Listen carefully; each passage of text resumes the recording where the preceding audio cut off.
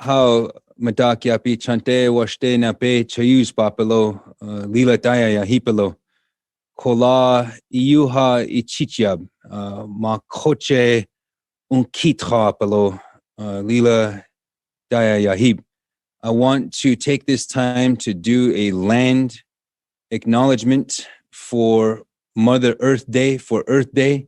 And since we're in different places, I don't know where everybody's going to be watching from, but those of you who are in Washington, D.C., recognize the Piscataway. Those of you who are in North Carolina recognize the Lumbee and the Cherokee. Those of you who might be in what is called New York recognize the Delaware, the Lenape, the Haudenosaunee, and any other tribal nation that might have moved since the founding of this country more than 240 years ago, which is not a long time for indigenous history or indigenous reality. When we talk about land acknowledgement, this entire country, this entire continent, this entire hemisphere is native land, indigenous land,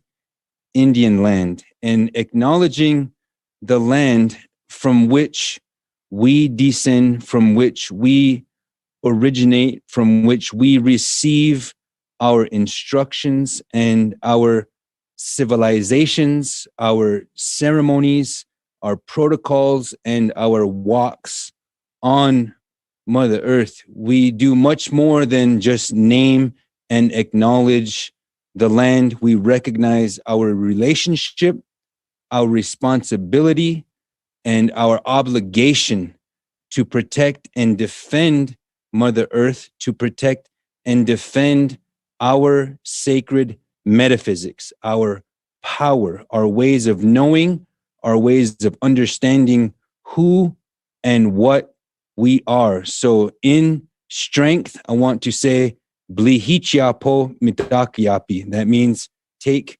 courage. It's my honor and privilege to be with you today.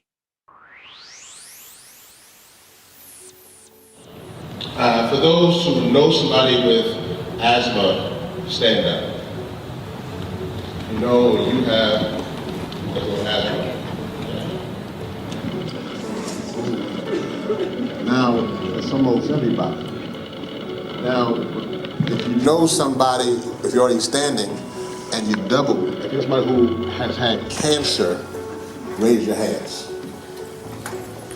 Okay. This is our issue. This is our issue. Keep standing. If you've lost somebody to cancer or to asthma, have a seat.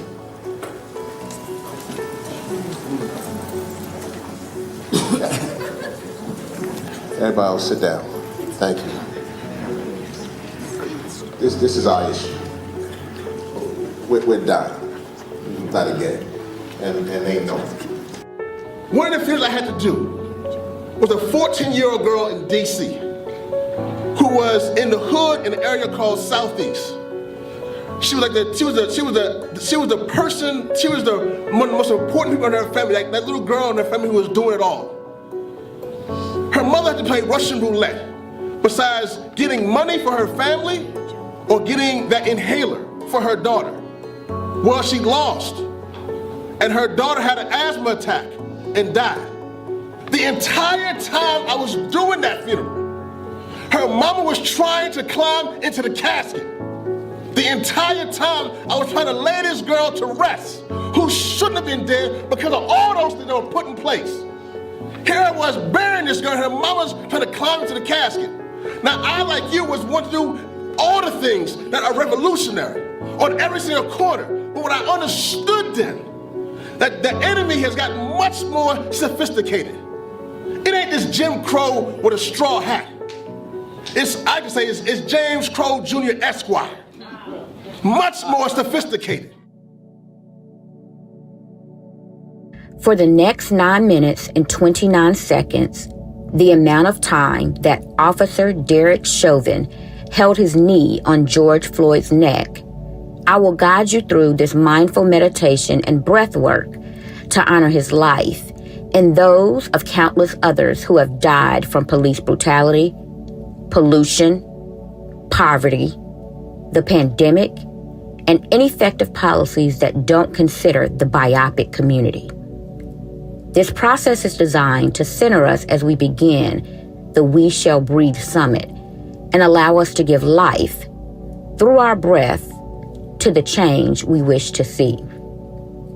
Before we begin, make sure you are in a position that is comfortable to you. You may be lying or sitting. Close your eyes and reduce the distractions around you. As we work through this guided mindful meditation, I will count off each minute up to 9 minutes and 29 seconds. You will change your pattern of breathing, guided by my direction, at the beginning of each minute. Minute 1. Settle into your position and begin to breathe normally. Notice the feeling of your breath entering and leaving your body. Notice the sensations on your skin. Notice the sensations within your body. Breathe in deeply from your belly, pulling the energy from your feet to your chest. Release your breath slowly through your nose, allowing your breath to be released through your body. First from your chest, then your stomach. Finally, release it through your feet. Minute 2. Take another deep breath from your belly, pulling the energy from your feet to your chest. Hold your breath for 5 seconds.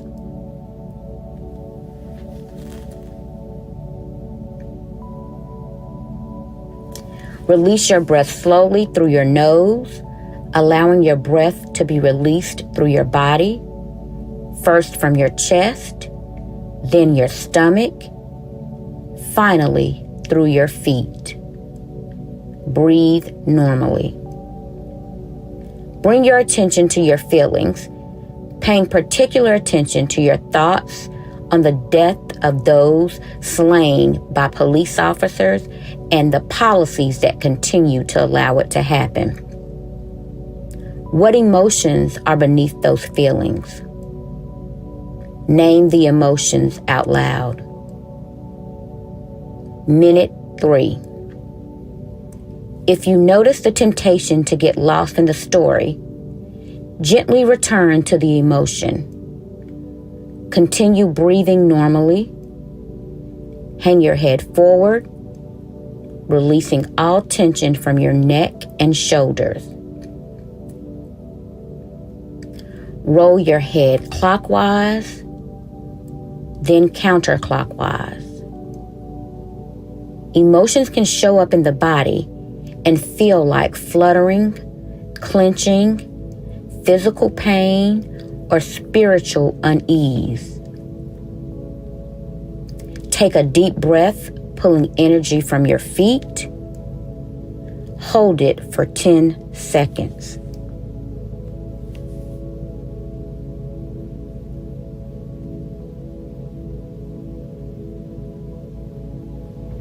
Minute 4. Release your breath, first from your chest, then your stomach, finally through your feet. Continue breathing normally. Now pay attention to where these emotions live in your body and spirit. Is there any place in your spirit or on your body where you feel tension, tingling, tightness, Note those places and the feelings, but don't try to change anything. Be curious and compassionate in the moment with your feelings. Take a deep breath, pulling energy from your feet. Hold it for 15 seconds.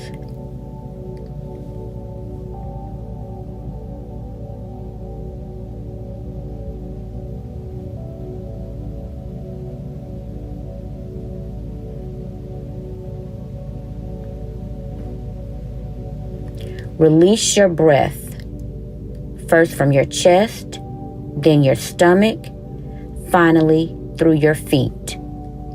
Minute 5. Continue breathing normally. Now bring your focus to your feelings on pollution and poverty. Consider how they are interconnected. Sit with this awareness of their interconnectedness. Take a deep breath, pulling energy from your feet.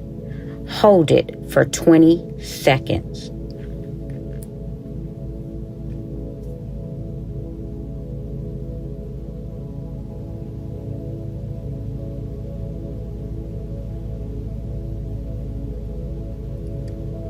Minute 6.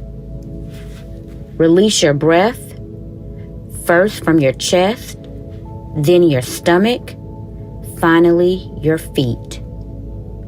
Consider your feelings on the pandemic. Out loud, name your concerns, fears, and worries about the aftermath of the pandemic.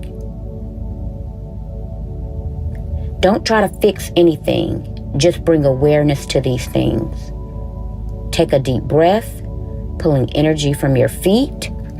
Hold it for 5 seconds.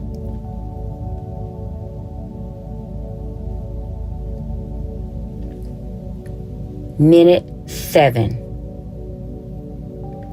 Release your breath, first from your chest, then your stomach, finally through your feet. What feelings have you acknowledged during this exercise? Where are those feelings living in your body? When faced with painful emotions, did you try to run away from them? During difficult moments, we often try to push the negative feelings away. Take a deep breath from your belly, pulling energy from your feet. Hold it for 5 seconds.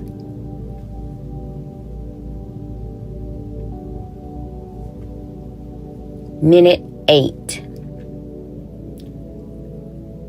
Release your breath, first from your chest, then your stomach, finally through your feet. Don't push your feelings away. Turn toward them. Use some of the feelings you had to finish these sentences. This is a moment of discomfort that I cannot avoid discomfort in this life because I care about this suffering because. Now, take a deep breath, pulling energy from your feet, and hold it for 10 seconds.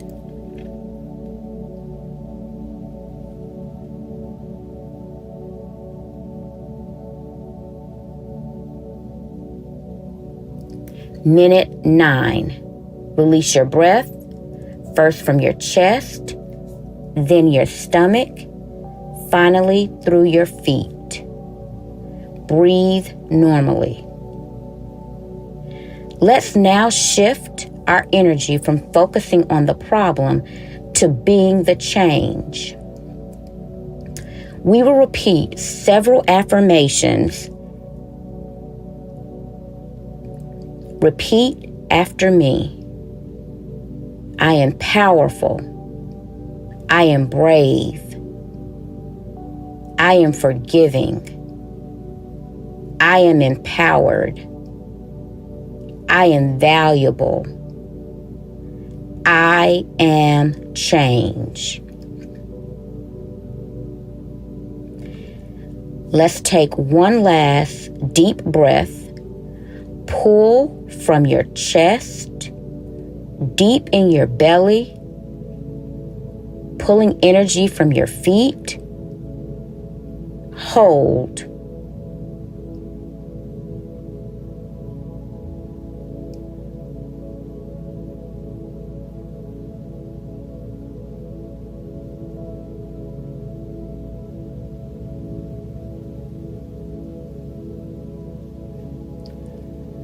Release your breath, first from your chest, then your stomach, finally through your feet.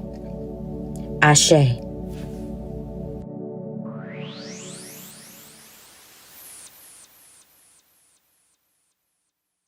Rock back and forth, you know what I mean? Like, loosen up, yeah.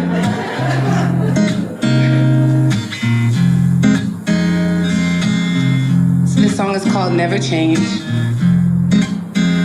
off my first self-titled debut. I feel you, and that'll never change. Wanna be near you, and that'll never change. Baby, I got you, and that'll never change. I think I love you, and that'll never change. Oh, I got your back. Wonder one day if I'll wake up and see a different you. One that makes me feel all giddy again and brand new. Ooh, not another lover, but an extension of who I come to love. Ooh, sugar, please do.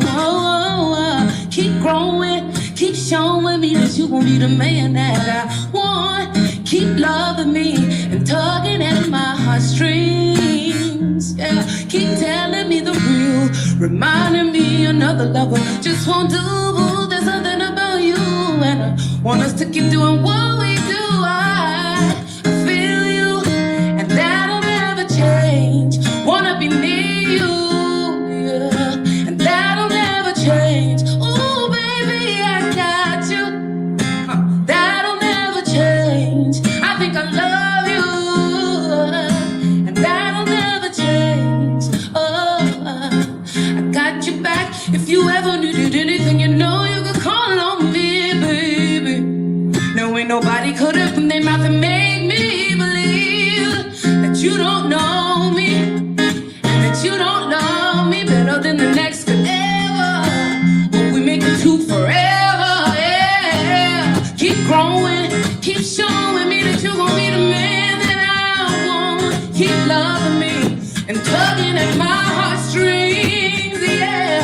Keep telling me the real, reminding me another love just won't do. Something about you, and I want us to keep doing what we do, 'cause I feel you, I feel you, and that'll never change. Wanna be you, yes, you, that'll never change. I got you, that'll never change. I think I love you, and that'll never change.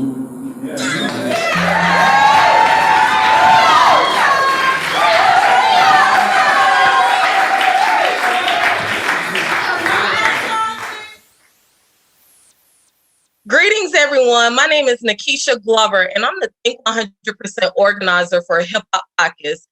Today, we are joined by some phenomenal guests that will guide us through what we are calling the 5 Ps: pollution, the pandemic, poverty, police brutality, and policy. Our first panel is pollution, and we are joined by the National Black Environmental Justice Network. The National Black Environmental Justice Network is a national coalition of environmental justice organizations and activists of African descent. So NBEJN is a network created by the grassroots to ensure that the hyper-capitalistic models that have been applied to industry is not so much applied to our work. The only thing we really care about is our community and the people who are on the front lines and the vulnerable population. We care about their safety and their well-being. So the name of this summit is called We Shall Breathe. I'd like to hear from you all about why can't we breathe?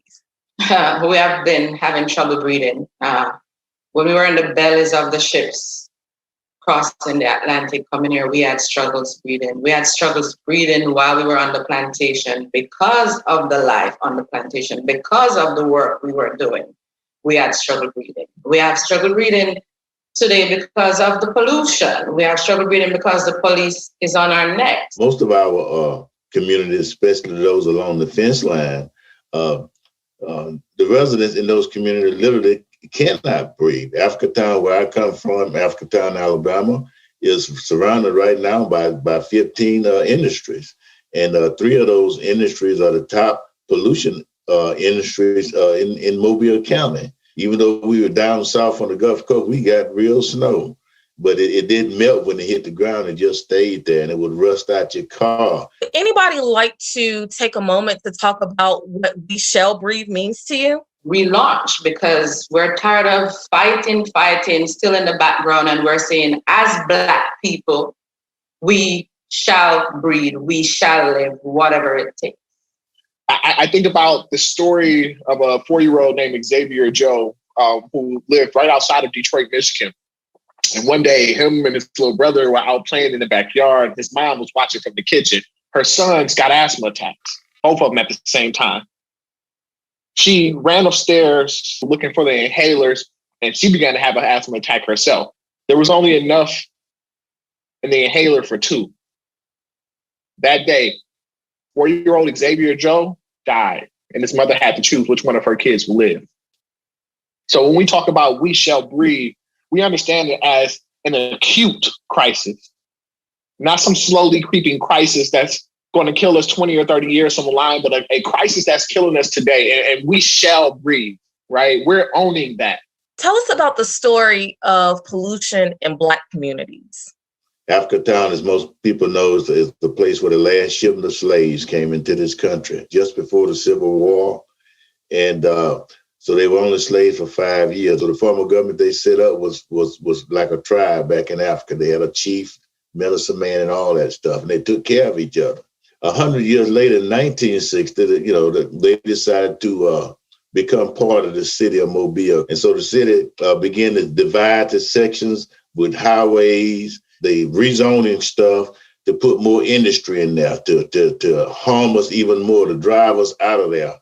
People born after 1945 are not living to age 70. Tell us more about the pollution fights we're up against, and what approach do you recommend to solve the pollution crisis? I really want to frame it within, the demands of NBEJN, right? So, when we talk about, in the deregulation campaign, when we talk about, making sure that we have access to natural environments with clean air, clean water, healthy food, quality jobs, that's a question of agency. We can't have this conversation without talking about, our communities need deep financial investments, right? We need a restoration, we need repair, and we need reparations. I mean, it's simple as that. We need to be paid to fix up our communities. It's because everybody has taken out of these communities. They've taken out the resources, they've used everything up, and then people have to remain in these communities trying to survive every day. They need to be paid back. I'm so glad that Simone brought up reparations. And oftentimes, it's talked about within this context of, we deserve reparations from what happened to our ancestors in slavery. And hell yeah, we do, right? But I think to not extend that conversation into today does us a disservice. It's what's happening to us now and today, and those are inherently environmental justice issues. We don't want, when our communities are cleaned up, they're all of a sudden gentrified and we can't live in there. So we don't want that. Y'all better come through. Y'all better tell the truth. Y'all better tell the truth. Is there anything else you would like everyone to know that I didn't ask? You know, I really want to make this point about power. And, you know, I think it is oftentimes taken in a derogatory sense to maintain power, to hold power.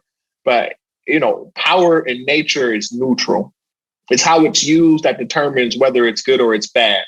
We got to take back our power, right? We can't be waiting for someone to empower us.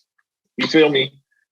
So, you know, I just want to remind people that, you know, power is not given, it is taken, and the time is now. There's a very popular phrase going around that says, well, two popular phrases. One is all lives matter and Black lives matter. And I know my life matter. And so I think yours do too. We can tell our own story now, and we want it to be a bright story, one where we are thriving, not just barely breathing. Not just one when we're barely breathing.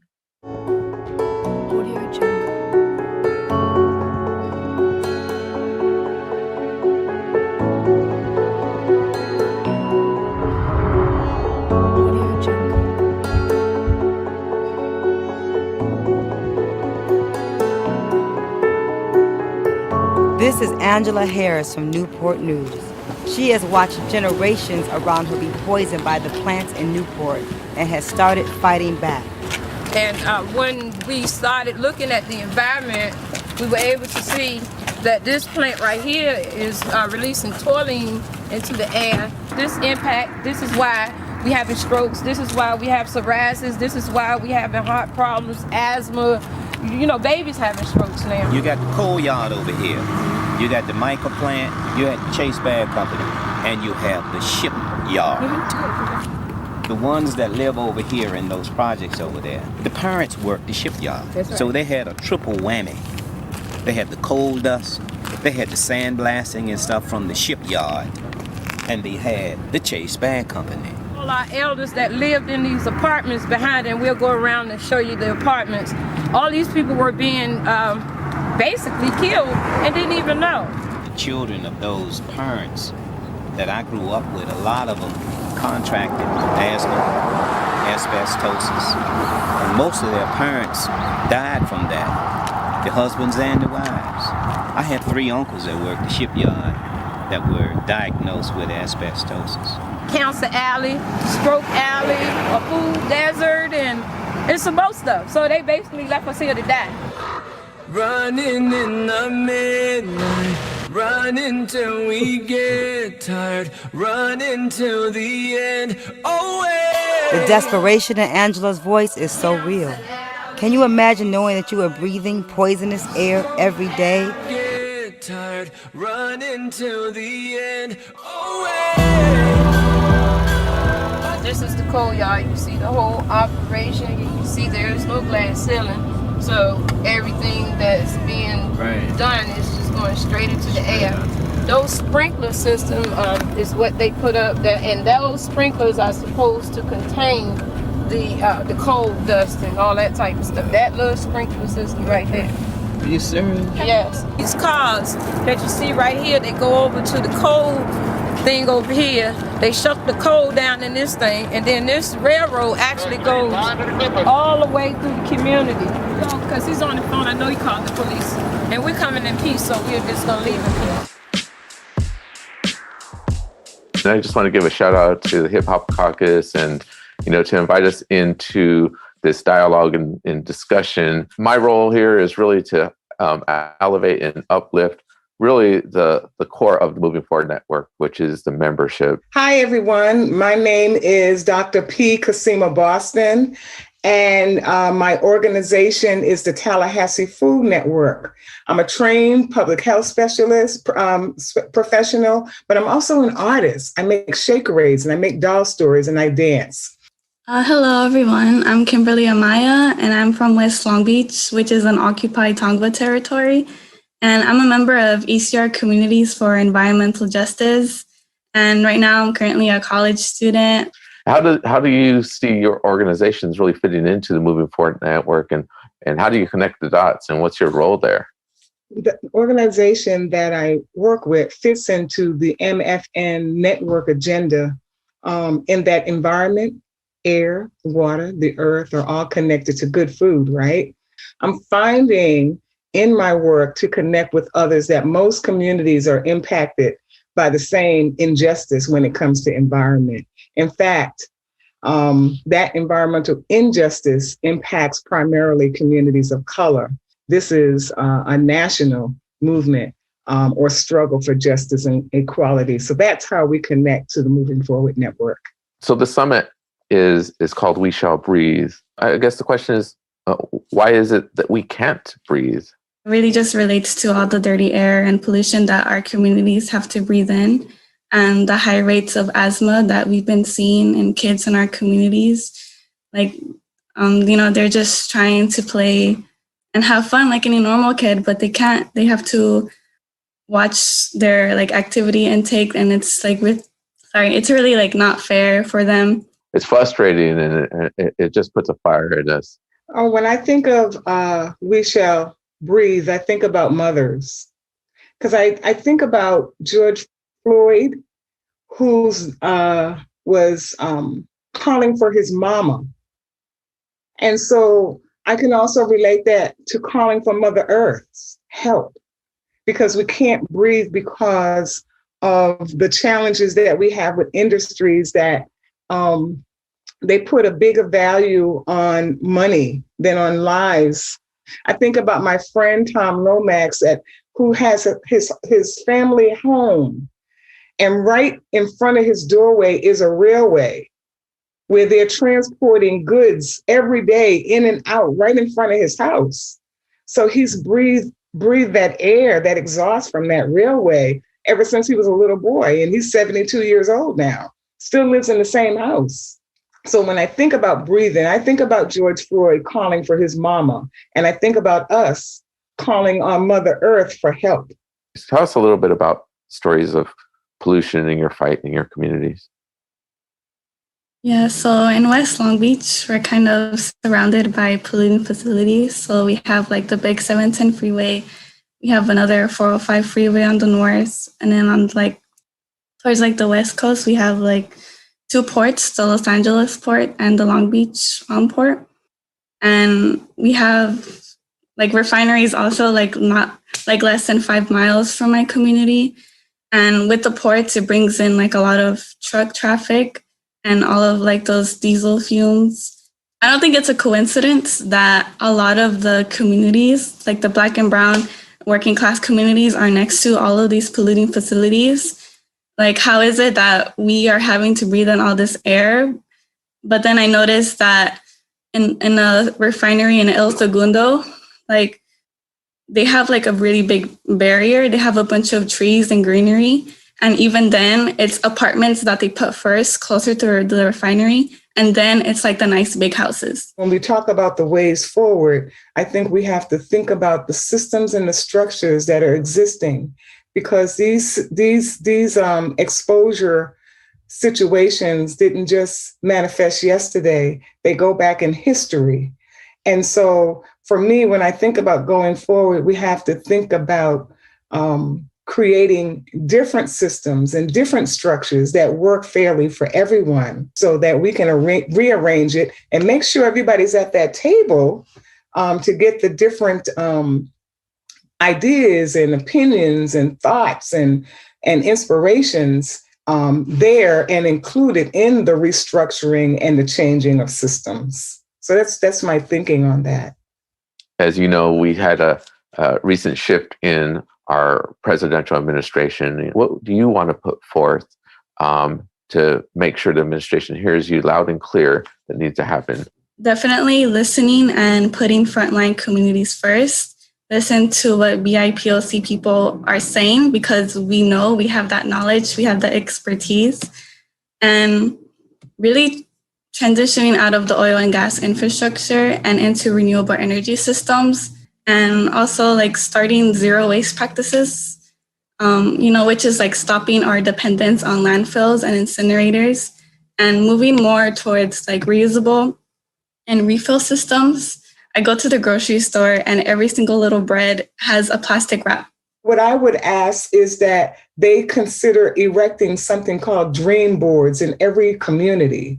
And everyone in that community can see their dreams. And those dreams rotate by month. So everybody gets a chance to put their dream on that big billboard. Because our communities, because we're faced with challenges of social issues, all of them, housing, mental health, all of these different things, economics, income, all of these, we're not taking the time to dream boards in every community where people can be reminded to dream. Yeah,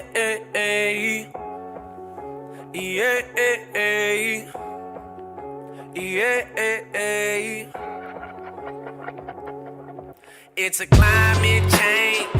Oh, it's a real cold game. I feel it, climate change. The hood will never be the same. I said, I feel it, climate change. Oh, it's a real cold game. I feel it, climate change. The hood will never be the same. I said, I feel it. Yeah,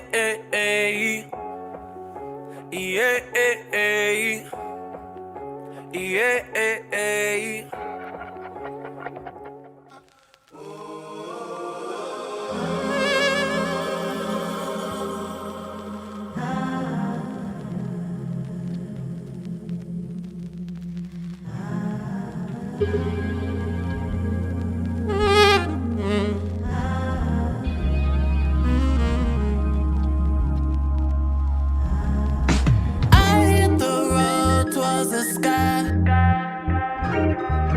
I'll let you know what I find. My heart will follow the signs. I'll leave the darkness behind. If I'm wrong, then bless my soul. I take my chances. I'ma go if it's on my own, think I can manage. I got demons in the shadows and they watching. I've been low, going up is the only option. I wanna know how to fly. If I fall below, at least I try. You never know when it's time. I know the soul never dies. What don't kill me, make me smaller, make me harder. When it's yours, you gon' know, cause it flow like water. If I got life, I don't live, then why I'm living? If you got life, but you don't live, then why you living?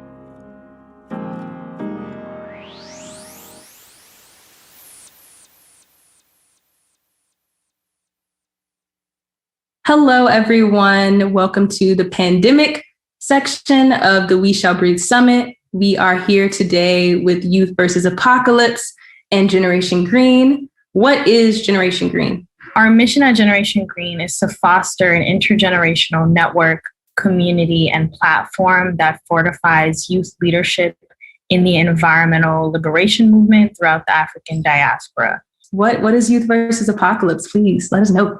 First of all, I just want to say I love Generation Green. Like, I've been watching from the sidelines. Y'all are so saucy. I'm like, and I'm about to go to Howard. So, Pete, we about to link up. It's about to be a link up. Okay, come on. Youth versus Apocalypse is a climate justice organization based in the Bay Area. We have 6 different campaigns. All these campaigns are mobilizing youth to really take radical climate action. What does We Shall Breathe mean to you? It takes me back to last summer. We had, COVID-19. It's affecting Black folks significantly more. And then on top of that, we already know as Black folks that there is white supremacy is killing us every day. And obviously with George Floyd's death, I will say that it was specifically when he said the words, "I can't breathe," and his life was taken away, his breath was taken away from him, and his life was taken away from him. I think it just made us reflect on just how many levels where we have that basic activity that sustains our life is being taken away from us. We Shall Breathe really means to push through all those things and to really fight through it and to really fight for a world where Black people are able to thrive. It's really a call to action. I had COVID, so this pandemic has really told me that your ability to breathe is really your life force. So not only on top of that is it physically harming you, but spiritually, your life force is like impacted by environmental racism. And a new word that was introduced to me is syndemic, right? And what allows all these other health conditions to exacerbate COVID.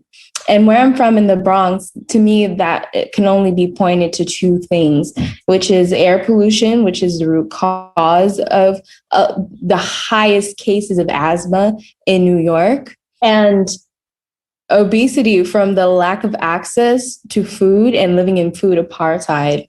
Just we shall breathe is the idea that we will continue to resist to maintain and protect our life force by any means necessary.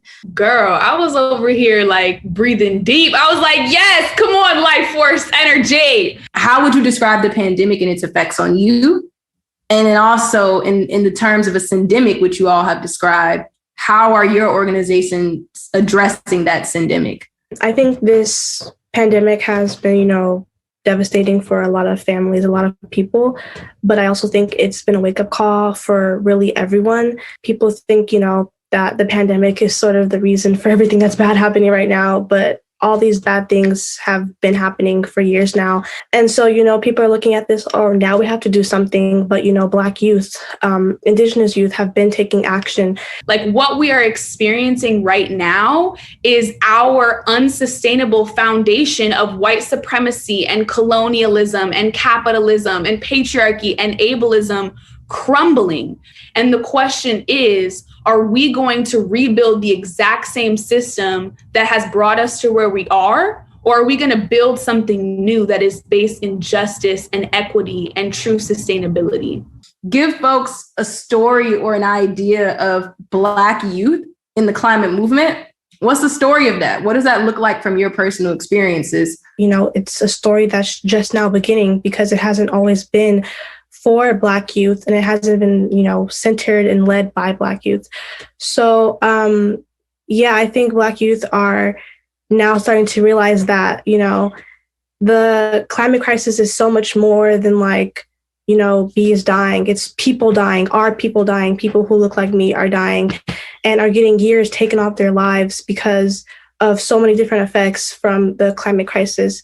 Black youth are really taking the torch and, really claiming that this is a movement that has to be led by Black people in order for it to be a successful movement, but also a true movement. That's it. That's all. We done. Bye. You answered that question and my next question. This is the future. This is the future.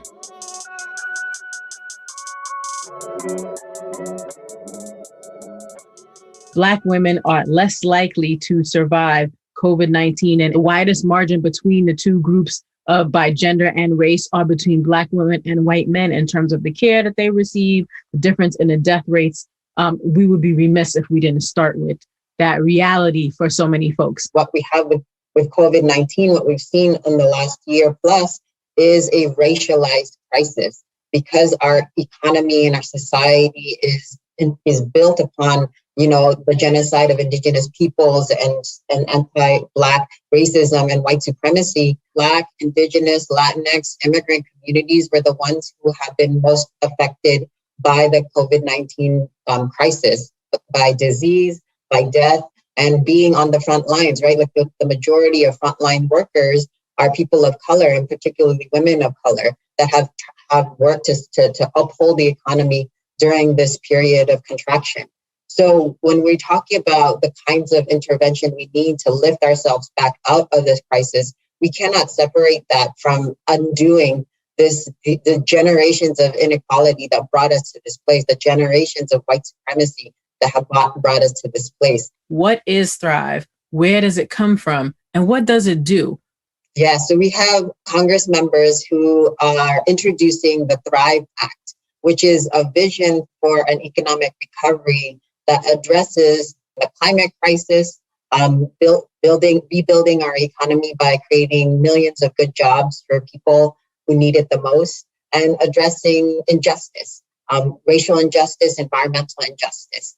And the Thrive Act, it introduces a $10 trillion recovery plan, $1 trillion every year for 10 years. And that would be attached to that a set of standards so that the jobs that are created, and we have a report from the Political Economy Research Institute and the Sierra Club that shows that this package would create over 15 million jobs during this decade, and that those would be high quality jobs and will go to the communities that need it the most. And we want to attach to those jobs a set of standards, right? That they are upholding a transition, a just and equitable transition off the fossil fuel economy and building a regenerative and renewable energy economy. And that has to be part of the solutions, particularly to this concrete, acute economic crisis that we're in. But we know that this is just the beginning of the economic transformation we need to get into an economy that moves away from exploitation and extraction and towards recovery and regeneration. In my lifetime, and heck, in the lifetime of any president who's ever been in the United States, the American Jobs Act did a couple of things that I thought were pretty interesting. One, which was recognize that elimination of racial and gender gaps in research and development, in science and technology, in engineering and math are things that nobody has ever admitted we have before. Proposal also said U.S. innovation will quadruple if women and people of color and children were given the space to invent at the rate of white men. If you add to that the idea that Joe Biden wants to get rid of lead lines everywhere, this is the sort of thing that has a multi-generational impact. Where's the nuance between what the administration is saying it wants to do and what the Thrive agenda is calling for? It's a huge shift for us to have a president and administration that says this, like racial equality has to be part of how we're building the economy. That is huge, how we're rebuilding the economy. I laugh a little bit about a $2 trillion plan, which is what the American Jobs Plan is, because the cost of climate crisis alone, there are studies that show will cost the U.S. economy $1 trillion per year, or over $1 trillion per year. So it barely gets to the scratching the surface, this plan. And I think we have to be able to say, here are the things that you have outlaid that are great, that are that are setting the trajectory for where we need to go. And we want you to do more. And we need massive investments on the scale of trillions upon trillions of dollars. And that's what the Thrive Act does. It has been put together by the Green New Deal Network, a national coalition of labor, of environmental groups, of racial justice groups, and political organizations. So this is a vision that is actually described by the people who are most harmed for what we need. This is us saying this is what we need. And if Joe Biden says, here's $2 trillion, and here's the ways that I think about it, we can say, that's a good start. And we need more.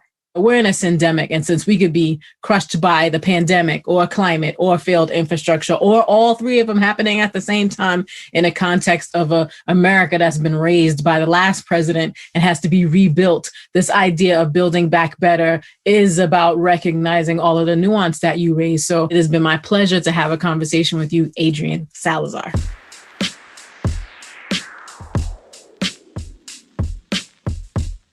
I am so honored to be with two powerful Black women. Yes, I say it proudly, and I say it with such passion. My name is Jackie Patterson. I am with NAACP's Environmental and Climate Justice Program. Melanie Campbell. It's good to be here with my sister Jackie and you, my brother, representing National Coalition on Black Civic Participation, and Black Women's Roundtable. When the pandemic hit, it affected every area that we was in. And we have seen how pandemic has been affected by pollution. We've seen how pandemic been affected by policy. Some people are still waiting on their stimulus check. And, just a whole bunch of things. And even in the pandemic, we watched the whole issue of George Floyd. What does it mean when I say we shall breathe? And the other question behind that would be, why can't we breathe? Having gone through that struggle and been blessed to survive COVID. So the notion of someone who felt I was pretty healthy, had my struggles, but to be in a position where you really literally could not breathe, because the ability to breathe means you can survive a pandemic. A lot of the people who passed away died because they could not get a handle on the ability to breathe. So the idea of external things like COVID, but then external things like what's happening in your own community has a whole nother meaning for me that I'm still, quite honestly, working through. Based on what we've seen from other crises, whether it's Hurricane Katrina or just the patterns of inequity, I sat down and spent 19 hours straight and wrote this document, the 10 equity implications of the COVID-19 pandemic. We know what the patterns of inequity already are. We know that our communities already can't breathe. We need a total system change and total revolution. So we're already starting to see that, whether it's the defunding of the police in Minneapolis and the reforming of that system, or whether it's the fact that across the country we have folks who are growing their own food, generating their own energy. The awesome work, in a nutshell. One of the things I always say is that people say we're in a pandemic. No, we're continuing a pandemic. How has the pandemic impacted the work that we have to do for organizing? It initially, because we were in the middle of dealing with the primary election and the census, right? So, and then trying to figure out, thinking it's going to be something short term, all the things that we all have lived through. But at some point we realized, okay, we've got to figure out how to reimagine the work. And I'm just talking just like the granular part of just getting out the vote, educating folks, giving them the information. So social media has never been my big strength, but we had to figure it out. There was a lot of decisions made on the ground to find ways to canvass and still do the traditional things that we do to get out the vote. And to do that safely. We didn't really understand that what was happening in somebody else's country could happen here. Unfortunately, a lot of times we function like whatever happened somewhere else won't ever happen here. But we woke up to that reality that we're in a global situation. COVID-19 has actually deepened those conversations around total system change. So on the one hand, and then even from a practical standpoint, interestingly enough, moving to virtual has increased access and engagement in some ways. What are some demands or recommendations for the Biden administration? He's going to have leaders, 40 world leaders on the summit on climate in April, on April 22nd for Earth Day. But what are some things that you would recommend or demand that the Biden administration, pushing up on 100 days, that they should do around this issue of pandemic? What we're concerned about, and I just had this meeting yesterday, you all know, and all of our organizations were together, NACP, Hip Hop, and several others, around voting, the voting rights. So it's not just the administration, but it's also the caucus, and it's also the corporate world. It's also the fact that our voting rights, now that's the pandemic on our democracy and our ability to move our agenda. Whatever we want to get done, if we can't, nonpartisanly, get anything legislation moved, then we're just setting up for more frustration, right? Just get the work done on the Hill. Right. And so to me, voting rights are like core to that, and getting John Lewis bill passed, getting the People for the People Act passed, right? What happened in Georgia is just itself, all the good and all the challenges are on one state that represent what's happening all over the country. 43 states that have decided they want to change their rules because Black and brown people voted, because young people voted and you don't like the decision that was made. And history has shown us that we have to continue to fight. Definitely to restore the environmental policies that were rolled back by the prior administration, and not only restore, but to strengthen. The voting piece is definitely a part that we will be jumping on, because we have to shape the policies. And like you said, Jack, we got to restore the policy that we put into place and to make sure that we're protected under these policies. So any other closing remarks that you may want to share? If you can get a shot, get that shot for COVID-19 so you can survive it.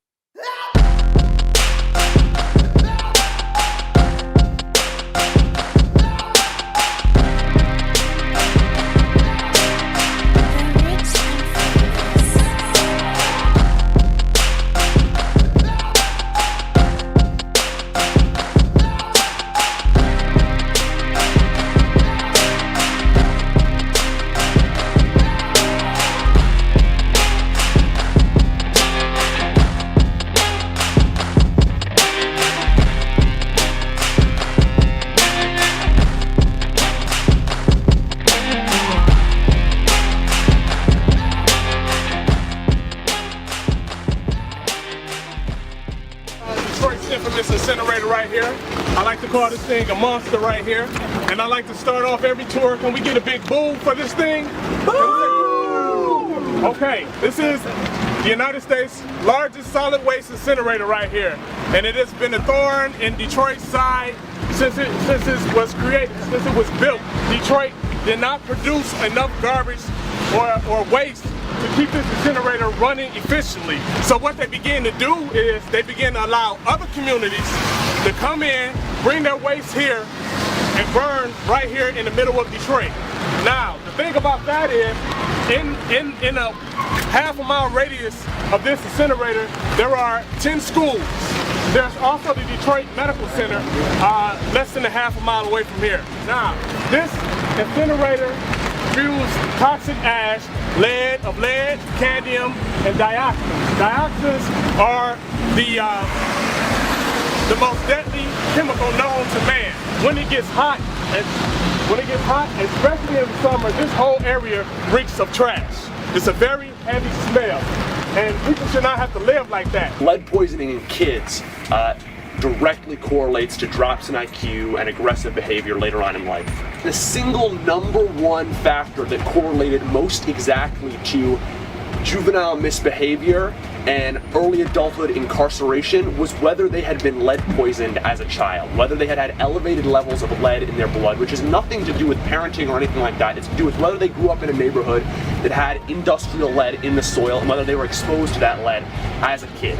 A place like Detroit, you got 90% of your low-income housing was built before lead paint was banned. It's damaging children in our communities, and it's seriously impacting not just, pollution, asthma, whatever, it's impacting the crime rate. If we had no lead poisoning, you would see a dramatic reduction in crime. Detroit is a kind of advanced form of American apartheid.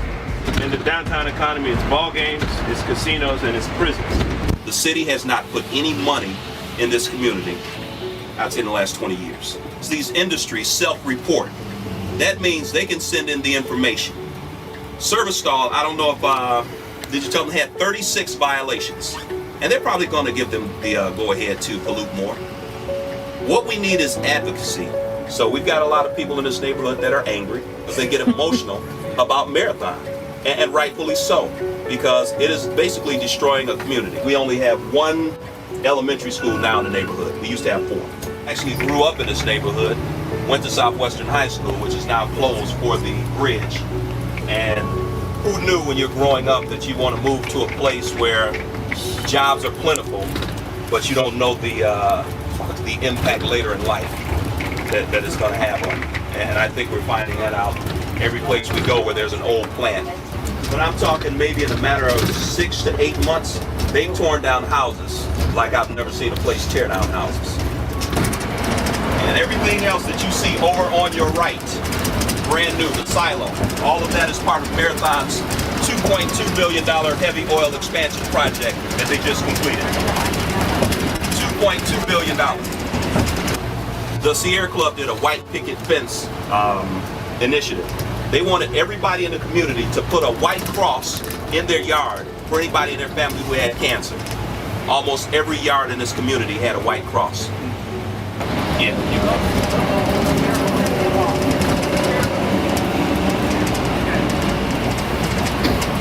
All of this is Marathon. They gave them a $179 million tax abatement to build this $2.2 billion project with the promise of jobs. Well, when it was all tallied up this year, they found out that they hired 15 Detroiters. $179 million for 15 jobs. 4 or 5 years ago, this didn't exist. This all came with the $2.2 billion expansion. Who wants to be the elected official that says, I'm not about jobs? Well, we have a saying in our neighborhood because we've never seen a job cure cancer. You guys smell that? Imagine having to live with that every day. Imagine a hot day. There are more incidents of asthma, cancer, respiratory deals in this community than anywhere else in the state. And look at all the smoke. Now, it was originally Aurora Oil in the 30s. 59, it became Marathon. My goal is to make this situation better for the people that are here. You know, if people stop running to better places and make the place that you are in better, then we wouldn't have all of these problems. And I appreciate you covering your nose. That says to me, it's real. But I would love for you all to come here on a hot July day when some people who don't have air conditioning can't open up their windows and they have to suffocate and suffer. So I appreciate you all taking the time.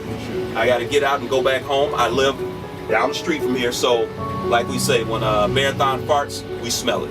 Thank you so much, Darren. Thanks. Okay, thank you. All right. Bye-bye.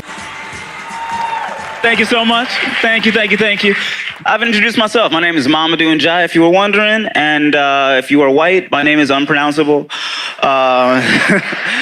It's wonderful. We're here doing a climate crisis event. I often get to go to a lot of climate crisis events, and I'm the only black person in those rooms, even though we are the ones that are disproportionately affected by the climate crisis, which is messed up. And I want to tell you just a report from these white climate crisis rooms, what they worry about. Straws. Straws are the first one. Oil. Sea turtles. Black people. It's not a good order. It's not great. I don't know a sea turtle. Do you know a sea turtle? Do you know a sea turtle? No, none of y'all know sea turtles. I'll say, I don't give a fuck about sea turtles when we out here dealing with the repercussions of this, you know? But you know what I do care about? Ninja Turtles. You see, if you really want me to care about turtles, you got to get me in a movie theater and I see Raphael, Michelangelo, Leonardo, and Donatello was killed by oil. Like that will mess me up. Like I would really fix things yesterday. You know what I'm saying?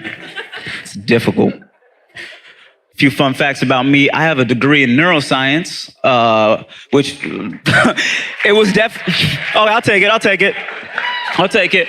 It was definitely much cooler before Ben Carson, I'll tell you that. It was way cooler. It was way, way cooler to be a black neuroscientist. I got that degree. I'm like, yes, I'm about to change the world. Then he goes, yo, slaves are immigrants. I'm like, you know what? Let me just run this back. Let me run back college, all of it.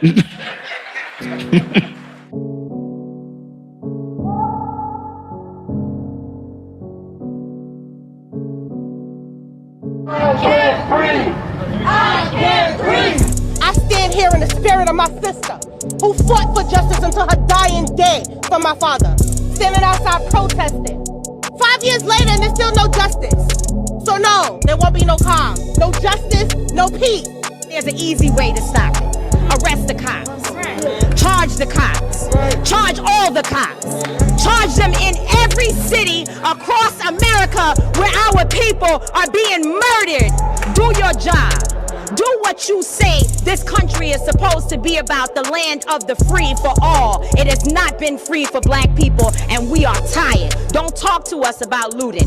Y'all are the looters. America has looted black people. America looted the Native Americans when they first came here. I don't get to go back to to New York City or to LA or to all these places then and get lost and whatever. I have to go home to where the cancer is, to where we are still being killed off. We know what the injustice have done to us and those we love. But to overcome them, we have to stand in solidarity. We have to listen to each other and know that we always have more to learn. There's an entry point for all of us to be involved in this movement. So get involved, stay involved, and keep your eyes on the prize. We are the conscience of these United States of America. We are this nation's moral compass. If you want to know if you are going the right way, follow women of color, sisters and brothers. We know where we need to go, and we know where justice is, because when we fight for justice, we fight for it for all people, for all our communities. And never in a million years would I think that would happen to my father. It would spark the nationwide, global, protests and everything. And never would I thought it would be our family. Everybody could be Eric Garner. It's a lot of Eric Garners out there. A lot of innocent people being beat down by police. And we're not gonna stop until we receive justice.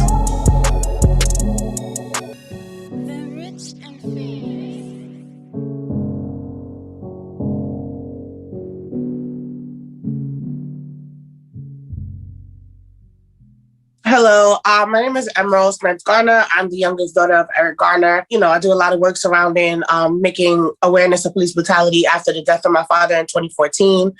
He was murdered by former police officer Daniel Pantaleo. We need to let people know how the officers look as well so that they can be easily identified on the streets, as opposed to us just being the face of the case. We are not the case. The case is the officers. My name is Linda Sarsour. I am a Palestinian Muslim American activist and organizer stationed out here in Brooklyn, New York.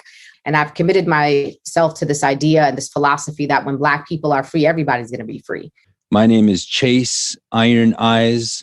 I'm living on the Pine Ridge Reservation. I was raised on the Standing Rock Nation, the Standing Rock Reservation, involved in creating as a synergy movement, Native Lives Matter. There's a lot of gravity associated with us in the work that we're committing ourselves to. What does it mean to you when I say we shall breathe? Everybody knows that, I suffer with chronic asthma and, my father's situation. So when I watched that video, it was heart-wrenching for me because I'm just like, I could see what it was. It was an asthma attack. And it's just like, I know what that feels like when you can't breathe. I've been in the hospital over 100 times because of my asthma, having my first asthma attack at 9 months. And the first thing they tell you, you don't wear things that constrict your neck. And then to see it again with George Floyd, it's just like, it's utterly ridiculous. And now it's like I have to be on the front lines and see his wife, see his kids, everybody's family on the front line. And it's just heartbreaking that time and time again, this is what happens. This summit is important to me because I renamed my foundation and revamped everything about my foundation, about my nonprofit to call it We Can't Breathe Incorporated. And I'm ready to get the work done because it's needed. This is needed. I love this idea of we shall breathe because it's actually a mantra for all of our movement. I see we shall breathe as a vision, a vision that I want, a world that I want to live in, a world where we can all breathe freely. I want to thrive and I want to see my neighbors and my people and my communities and the cities that I live in and the country that I live in thrive. Emerald, you said something very powerful that I want to go back and could you kind of go a little bit farther into what you were saying as you were talking about your whole family having asthma and the situation that you were discussing? Yes. So where Erica, her asthma developed later in life. For me, everything that happened with Erica was strictly mental health. We never had the chance to grieve. It was straight from, my father went into the hospital freezer, and 2 days later we were in front of the news. So it's like nobody stopped to get us mental health services, and she did not survive the movement. That's why I started We Can't Breathe, because we don't have mental health services readily available to us. And Chase, I want to come to you. Can you just give us some story of police brutalities in your community? When the reservations were started, when they were created, we called them Okashke, Oyanke, places of confinement. They created these things called courts of Indian offenses for doing traditional indigenous ceremonies like a sweat lodge or a Sundance. We were completely criminalized. You talked about Standing Rock. I mean, we witnessed corporate sponsored, state executed police brutality. We were also victims of COINTELPRO. There was a running massacre on the Pine Ridge Reservation during the 1970s. Almost 100 people, my family members, were murdered. Alan Locke, he was murdered, death by cop, right when Ferguson was burning. He was shot 5 times in the chest and the neck in front of his family. Out here where I live, we're 10% of the city of Rapid City's population, but we fill their jails at 54%. All children in custody of the Department of Social Services, we comprise more than 52% of all children in state custody. We didn't choose to be born on this side of privilege and oppression. We've got to stand up always. Something that you and I both share is we're both Muslims. A big segment of the communities we're a part of, which are 1/3 Black, and they're Black Muslims. You know, when we think about the murder of Stephon Clark out in Sacramento, Stephon Clark was a Muslim. When we look at our incarceration population, the many Black Muslims that are in there, and some of them who are political prisoners, like when we think about H. Rap Brown, Imam Jamil, who's literally dying in prison right now. He's sick and he's a political prisoner. Abolition sounds like you're against something, but abolition for me is a world that is full of joy, and a world where we shall all breathe and thrive without police and without prisons. What demands or recommendations do you want to put forth to the Biden administration? Police are protected by these laws. Everything is a law. Like, this is not against the law, but this is banned. This is illegal, but this is banned. This is not illegal, this is banned. You didn't see this, but this is what you saw. So I think that clear articulation and legislation is definitely what is needed. The Eric Garner law was passed in New York State. We need laws that protect us. We need laws that, put everything on the forefront, like, 50A being repealed. Like, we need that. We need to know what goes on in these courtrooms. I demand that the Biden administration pass the Eric Garner law federally as an executive order. We can start there. Biden can, for example, as a president, have the authority to engage in clemency, a clemency application to allow federal prisoners to apply, for clemency based on drug offenses. President Biden came in and started talking about, I'm going to end this idea of private prisons, anywhere from the classes that they mandate people to take that are private contractors, even to the devices that they give people who are under house arrest. There's too many people profiting off of the incarceration system.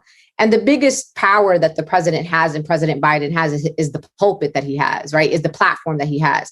We need him to be a champion. We need him to be talking about evidence-based policing. We need to be talking about not giving police departments who have a history of discrimination and racist and racial profiling any federal resources. He can't do everything, and we understand that, but he has the authority to do many things that can help us move onto the pathway of decarceration. I would start with freeing political prisoners, not waiting till the end of Biden's administration. Leonard Peltier has been in prison because of COINTELPRO. Red Fawn Janice has just been released after serving almost 5 years in prison for trying to protect all of our access to clean water. President Biden could stop the illegal flow of oil through the Dakota Access Pipeline, institute community policing, the policing, if any of it is necessary. They should look like us. We need to end qualified immunity and remember to try to heal ourselves. We shall breathe one day, and those will be breaths of freedom. I remember this quote oftentimes from Audre Lorde that says, we cannot have single issue struggles because we do not live single issue lives. And we cannot combat racial injustice without also working for and towards climate justice and immigrant rights and reproductive rights. When Black people are not free, none of us are free. When Indigenous people are not free, none of us are free. When women are not free, none of us are free. So this idea that we're all working towards an actual collective liberation and ensuring that we leave not one single human being behind. I want to close with speaking about a land back prophecy. If we were to put land back in indigenous hands, the world could begin to heal. Now that Deb Haaland is the first cabinet level Secretary of the Interior, she has jurisdiction over 75 million acres of land. And a lot of our sacred sites are America's tourist destinations. And indigenous peoples need to be co-stewarding, co-managing, or just flatly give it back to us. If we're going to protect corporate personhood, we certainly should be protecting our most precious rivers, water streams, lands, and sacred sites. That is the true source of all and any real economic value. Anyways, like Linda said, we don't have single issue struggles, but we've got to show up wherever we're called to. It's been my honor as well to meet you, Emerald, and thanks, TC. Thank you. It was a pleasure meeting you. Definitely, Linda, it's good seeing you again. You know, my friend said to me a couple of weeks ago, because I was like, really, I having a mental breakdown myself. He's like, you know, you have an old soul. He's like, you know, your trauma aged you. So we think that we're these old people. We think that we're these old, like, you know, oh, I've been there already. I've done all these things and I'm at a life where I just want to sit around and I want to get retired. And it's like, hello, you're only 29. Pay attention to your mental health. Pay attention to the people around you. And if you really love somebody and their behavior has changed, check on your person. Because if I would have stepped up and checked on my sister a lot sooner, I honestly believe that she would be here. And I know that that's not how it's supposed to go. But for me, personally, that's what I internalize. Even if they don't want to hear it, they're like, get out of my face. I'm just like, all right, I'm going to just be here anyway. That's how I want to close off. Thank you so much. I really appreciate you guys. And I look forward to everything in the future.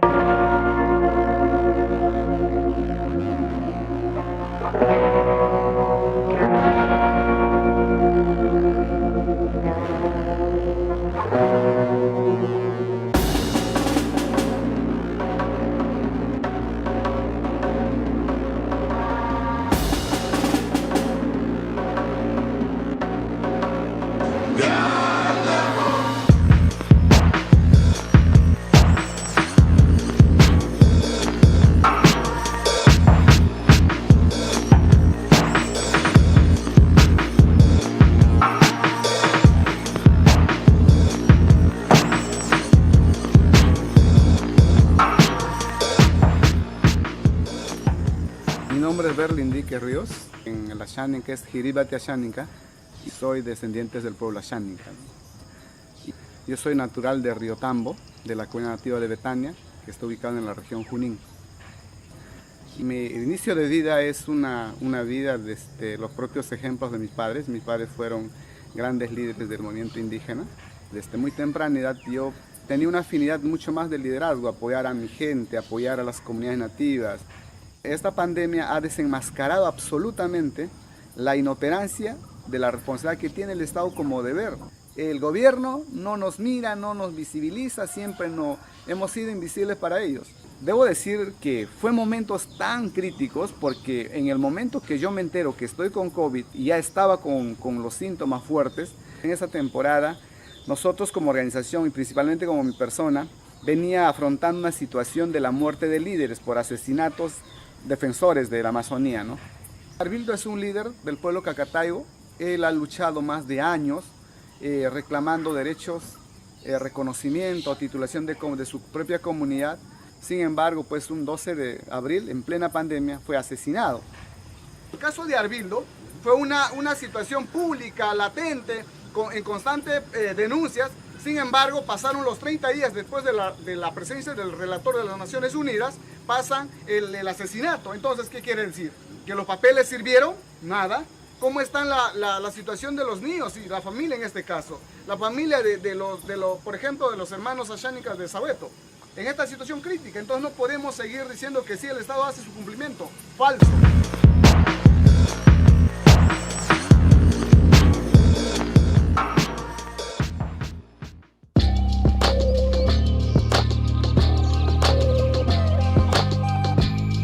Our story did not begin in slavery. We were enslaved. That was a state of being. That was not who we were as beings. There are a series of laws that have laid out the structural oppression of my people. They didn't even think to discriminate against us because they don't think we are even worth being thought of or being centered in the policy decisions that are being made. Racial justice is climate justice. Climate justice is racial justice. It's always been that way. I am happy to tell my newfound friends who love climate, who want to work on environmental justice stuff, because it speaks to their heart, that guess what? Every benefit that has been conferred upon you came at the cost of somebody else. Nice to meet you. I'm somebody else.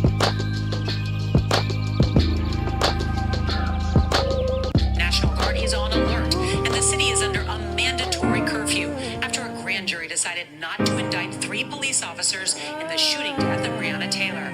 The 26-year-old. My thoughts are racing on the highway, daydreaming of a better day. I pray it all would just go away. If we're gonna see a change, I know there's demons that we gotta face. With love, we could rid the hate.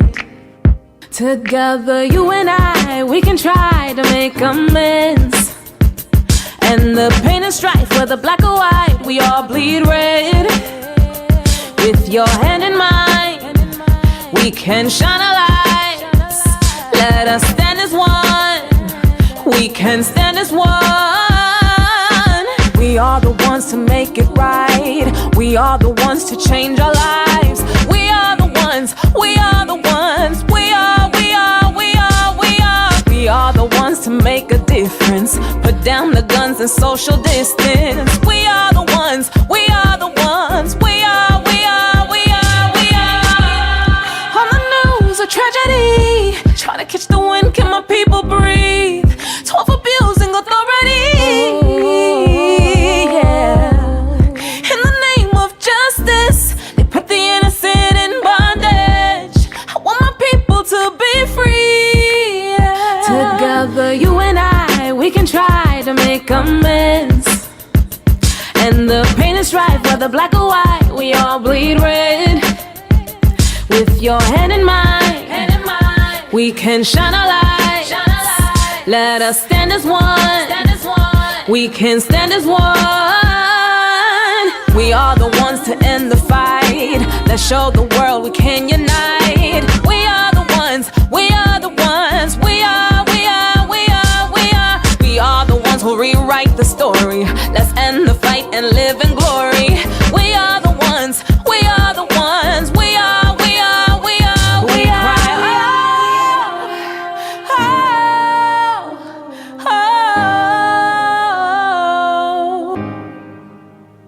We cry, oh, oh, oh.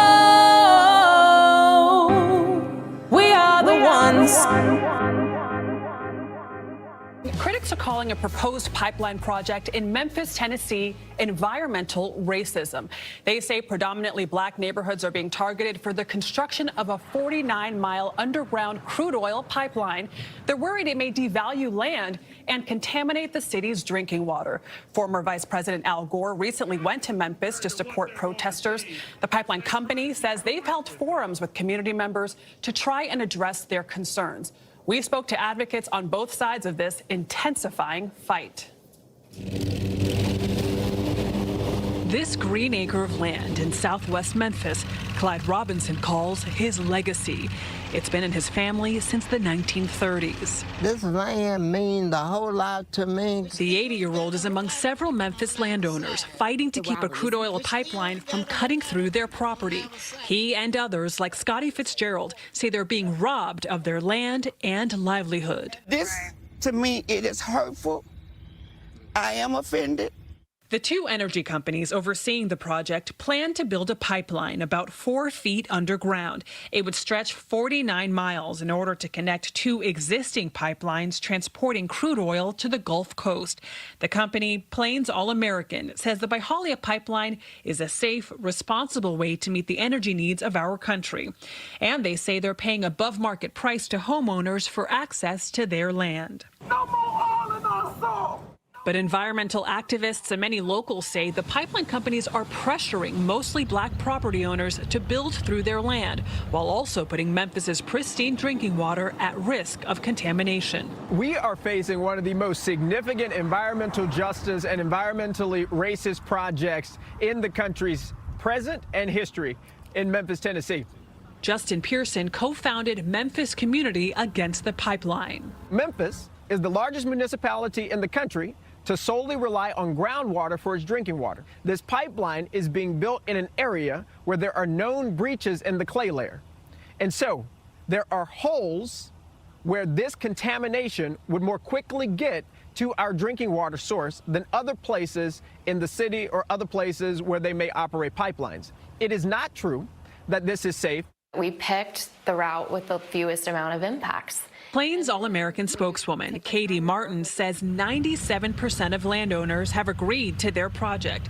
And she says Plains All-American has talked to researchers and done environmental studies that show the pipeline will not harm Memphis's drinking water, some of the cleanest in the nation, which comes from below ground. Do you understand people's concerns that they want to be able to protect their land, that they are worried about environmental issues with this pipeline, and that a majority Black neighborhood is being targeted here?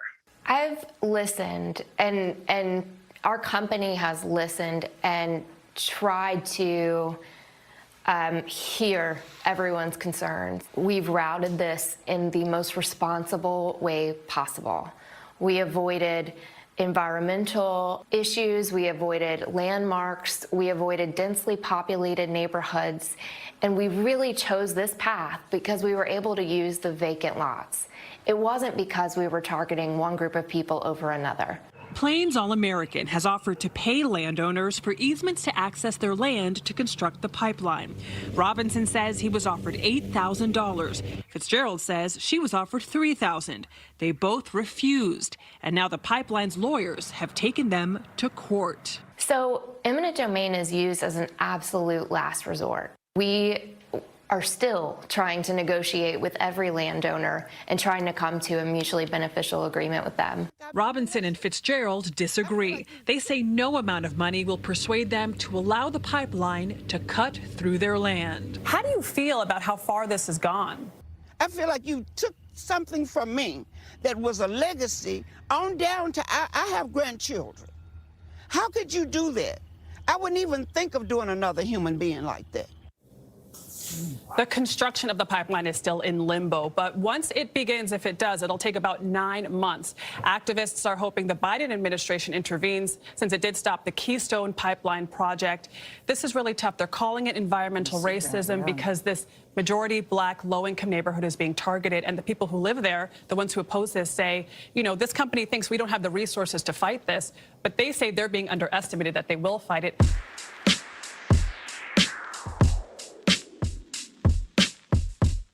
What is the story of Memphis? What is the story of pipelines in your community? And what about the connection to other Black and brown communities? Our city is 64% Black and African American, descendants of enslaved people for the most part. When we think about environmental injustice in our history with pipelines, you have to connect that to poverty.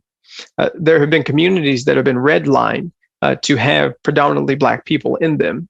And those communities have also been deprived of economic justice. And so there aren't a lot of jobs in those communities. Those same places that were redlined to be this way, those same places are the ones where you have the most fossil fuel infrastructure, is because it's an exploitation of the poverty. A place that's been disinvested in, you don't think has enough power to fight corporations like this. And in fact, they even called our community the path of least resistance. But see, they don't know us. We're indeed the path of resilience. I'm a little bit concerned. We're leaning on politicians right now to make change for us, but you do have this thing called executive order that's being used a lot. Do you feel like that's something that we should call for the Biden administration? Yeah, I think there's something that can be done at each level of government in this fight in particular. The Biden-Harris administration could rescind the nationwide permit 12 that was used by Byhalia Pipeline, but also used by other pipelines to run through and run over communities without their input. I feel like that may just come too late, though. That's my fear. Oil companies are moving very fast. You know, I actually had to give my uncle a talk because he took the check from the oil company And, you know, he has his own circumstances. So it's kind of exploitation in my opinion. In Memphis, we're talking about a community where the average income is about $26,000 a year, and 97% African American. And so the fact that folks were approached by a company who offered them 100, 1,000, how much ever financial resources for an easement of their land, without knowing the full ramifications that the water would be destroyed, without knowing the full ramifications that property values would go down. It was an exploitation of the poverty, right? Like, are we attacking like systemic barriers of poverty that say some people's hourly wage should be $7.25 an hour? That's what it still is in Memphis. Our average lifespan of Black folks is 10 years less than white folks. It's not accidents of birth. Right? These are policy decisions that are being made. When you think about Legionnaire's disease that a lot of the children in Flint have, right? That was somebody's decision to poison those kids. Right? Like we can't separate out the real people impact based on policy decisions. And if we aren't, those of us who particularly have means, or those of us who have privilege, aren't using our voices for those who are the most marginalized in our communities, then we are perpetuating the injustices as well. Where I realized I was a part of the problem. As an NBA player, basketball pro athlete, even though I'm making millions of dollars, I'm a part of the problem because I'm teaching younger kids and, you know, different viewers that this is what being Black is about. Like, somewhere there was a narrative created that we could only be certain things, right? And it just so happened that people make billions off of us doing those certain things. Right. And so doctor and lawyer and nurse and radio host and all the architect and those things dissipated. Why were those opportunities not provided to us? It is incumbent upon people like yourself to say, how do I use this platform to do that work too? I just appreciate that so much. What is the role of corporations and industry? I kind of side with what Biden's doing right now. I just hope he holds his word with the direction of even the tax structure. It's going to hit me like no other. Like, seriously, I was pissed off when I first heard the news, but it goes back to the corporate structure just being off from the jump. If I have to pay my dues, I just hope my tax money goes to the right hands. That's my whole thing. Corporations need to recruit, hire, retain, and advance talent of color to be a part of decision making by reducing the 4-year degree requirement. If you have a 4-year degree requirement, but only 20% of African Americans have a 4-year degree, that means 80% of us cannot apply to the job. What does that mean for us to say it isn't just about what's good for shareholders and finding some in between shareholders and government? Is to say what gets us closer to justice. Why does Memphis seem to be a hub for like factory workers and things like that? In the case of Memphis, is the history of America, right? It is that the descendants of enslaved people will do the most menial task and menial work. They will be paid the least. And there's been no true disruption to this since, I would argue, Dr. King was assassinated here. And so now we have environmental justice movement building that is a movement about racism, but it is also a movement about exploitation of South Memphis. And why is it that South Memphis is being neglected? And why has it been neglected for so long?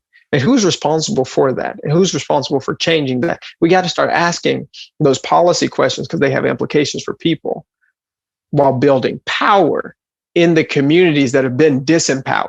We got to be in those places and take what we got and invest it there, right? Not necessarily financially, but intellectually and educationally and academically and socially, invested in those places.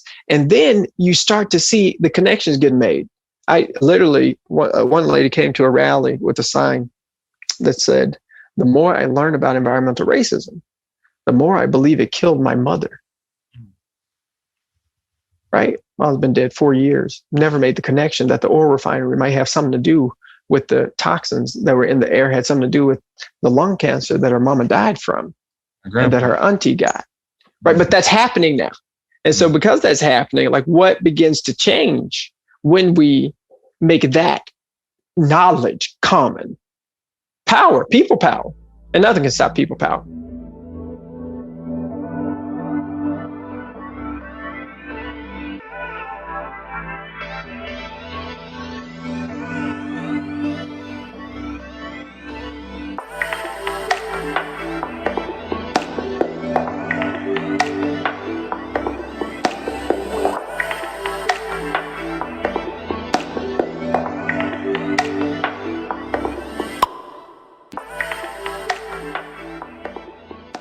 I've been in New York now for 10 years. A lot of people warned me. They were scared.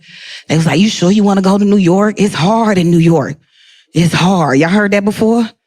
Yeah, they said it's hard. And I ain't really understand what hard was until I went to church in New York and put it together. Because the pastor started complaining about his landlord. I was like, oh, it's that hard. Wow, that's different. You know, like the pastor called his landlord the devil in the pulpit. I was like, wow, this is different. You know, it felt wrong. I'm like, I'm here for Jesus. This feel like Ray Charles leading the blind, you know? Like even Jesus is broke in New York? How'd they do that? Wow. I don't know. I'm from Atlanta. The pastors are rich, you know? They got several houses, cars, helicopters, credit card fraud, but Jesus is rich. And that's the Jesus I want to serve, okay? Whew, I went to church in New York. I started considering a new religion. I was like, what is Buddha and Muhammad doing? They broke too. I can't do this. Can't do that, broke Jesus. New York is hard. It is hard. You got to have more than one job. Like I couldn't just do this. Couldn't just follow the dream. No. You got to follow the money. So I braid hair too. Anybody where the black women at in here? Okay, y'all know what it means to get your hair braided. I mean, I feel a little self-conscious for saying it and my hair not braided because people like, oh, you braid hair, do you? But I love braiding black women hair because people don't understand when black women got their hair done, it's a whole nother vibe. It's a whole nother experience, right? Okay? All of a sudden, she got superpowers, you know what I'm saying? She bilingual. You call up like, what you wearing tonight? She be like, my hair, bitch, let's go. And it's just... And I love that because I contribute to that, you know, and I make it extra black when I braid hair, okay? We burn incense, okay? We listen to Solange, Don't Touch My Hair, yeah, all that, yes, right? And then at the end, my favorite part, yo, when I do my clients' hair, we do this thing where we celebrate. We be like, yes, you look good. You look good. Woo! My clients come get their hair done. Sometimes they don't know how it works, though, you know? They come in with pictures of Beyonce, Rihanna. They be like, oh, you gonna make me look like this? I be like, this not how that works, you know? They get their hair braided, we celebrate. We be like, yes, you look good. They be like, oh, do I look like this? And I be like, your face stayed the same. And that's how that works. But this is my new job, y'all. Hey, climate change. Hey.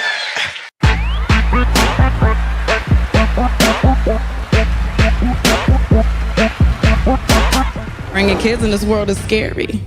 I'm thinking about buying my boys a kayak, you know? Can you imagine somebody taking a kayak to a shop and go, that's stupid. And I want to tell you just a report from these white climate crisis rooms, what they worry about. Straws, sea turtles, black people. It's not a good order. I went to Howard, so I made my decision and stuck to it, okay? I just want to brag, though. Howard had a swim team. Y'all might want to get on top of that.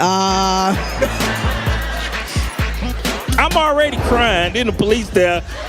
I'm calming down. Police walking. They too used to shoots, man. They walk me out to the car. They like, hey, was it right here? I'm like, they still in the area. Why are you trying to get me to Tekashi myself? So I braid hair too. Anybody where the black women at in here?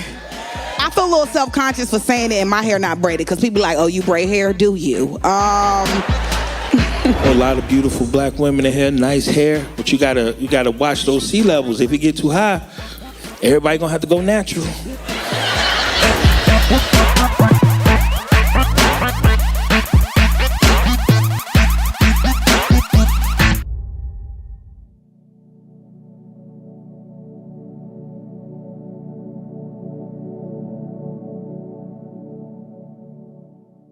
They were strategic in making sure that these particular industries were built in certain neighborhoods. I ain't never seen a train go through the suburbs. I've never seen an industry been birthed out of Beverly Hills. So they were strategic years ago, understanding what the effects would be for my children to come. You should be mad. We're here to make you mad. We're here to rile you up. Who went to the city commission meetings to allow these people to build these industries in our neighborhoods? Right. Who taught us to go to these meetings to fight for them not to come in our neighborhoods? They do it in the white neighborhoods. I can't even catch the bus in the white neighborhoods. Let's figure out how we organize. Let's figure out our districts so we can be organized voting-wise and make sure that everybody here in Central is registered to vote. Please explain to us this catastrophe unfolding. The catastrophe here in Michigan and in Detroit in particular is really the catastrophe of environmental racism. We know that Sarsour Steel, some of y'all might not have heard the name of the large Russian company that took over the steel downriver.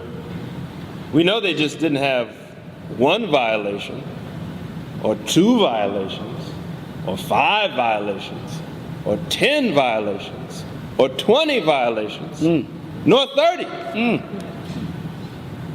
Last year they had 36 violations of emissions regulations. True gangsters are killing us silently. Are you saying that, Doc? I won't say it like you said, Rev. The true gangsters, they're not in the streets, they're in the suites.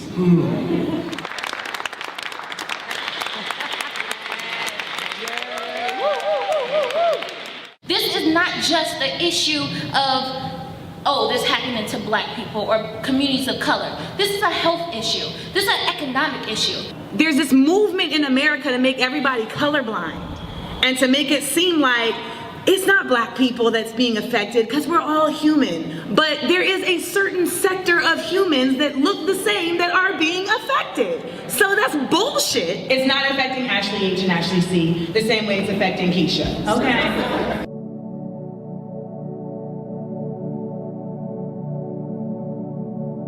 The name of the summit is called We Shall Breathe.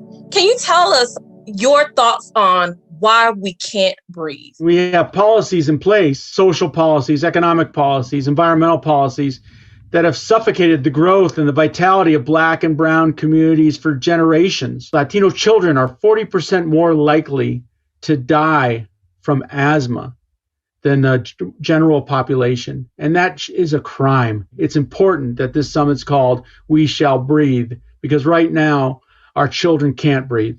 When we think about how New York City has been shaped and how that shaping has been intentional, when we think about the location of bus depots, the location of waste treatment plants, in a lot of ways, policy has been used to facilitate ease for communities and comfort and facilitate a better life. And that has come at the cost for other communities when we think about Black and brown communities, Asian communities, Latinx communities, right? Policy, when we think about who wields that as a weapon and how it's used. Our communities end up being the only ones to help and support each other when leadership fails to do that for our communities. And so we come together under grassroots activism and we rally for change. You know, we're at a moment where that activism is going to change our policy for our future. Who has their hands in policy, right? Tell me from your perspective, what is the role of corporations and industry and others that are engaged in policy? It's very concerning the level of power that corporations have right now when it comes to the power of money and capitalism and the power that they have with their outsized donations for political campaigns. We need to fix this. They do play a role, businesses play a role, but they shouldn't reap the outsized benefits from our climate policies if they're built on public-private partnerships. We've seen what happens when we leave it up to businesses and capitalisms to have free reign to solve our problems. They just make the problems worse. Voting rights and access to the polls and filibustering will hinder progress in this area. We must continue to fight for equitable access and citizenship rights, right? So I just wonder if that brings up anything else that you'd like to name in regards to what's happening in Georgia. I mean, you need equitable access to all forms of power, economic power, political power. And right now, for this inequity to be institutionalized, to continue to be institutionalized the way it is, and not get the pushback that it should be having, for it not to happen in Georgia and for it not to happen in Texas and other parts of our country where it's threatening to domino, is something that's really sad and difficult to see in my lifetime, and for me to explain to my children. We need to continue the effort that was made in Georgia to get that vote and continue that power that was pulled together in order to stop these civil rights bashing from happening. If anything, right, the access is really key. And I think this is, I think another way of really understanding that access has no bounds, right? That access to environment, access to decision-making tables, access to the polls, access to all of these things is such a key issue. Access is such a barrier to us in a lot of different ways that we can't even begin to think about the solutions until we knock down these barriers. Let's talk about how pollution, the pandemic, police brutality, and poverty are all connected to policy.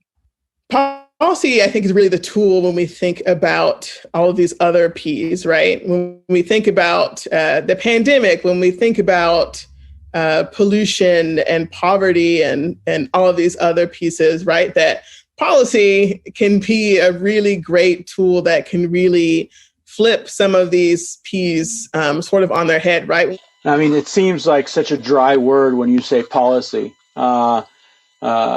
versus like activism or oppression. But policy is the manifestation of what comes with our political power. It can either be a diminished political power with policies like in Georgia that are happening right now, or we really can't have policies that will support our communities for the future. We really do need to fight for policies that uplift us.